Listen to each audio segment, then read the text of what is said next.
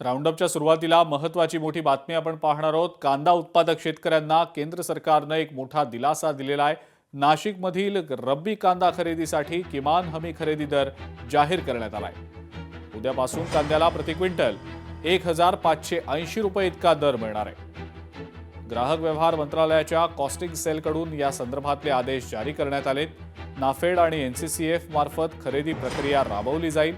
याआधी जाहीर केलेल्या दरापेक्षा जास्त दरानं आता कांदा खरेदी होणार आहे। यापूर्वी जाहीर केलेले दर कमी असल्याचा आरोप करत काही कांदा उत्पादक शेतकरी संघटनांनी मोठं आंदोलन देखील केलेलं होतं।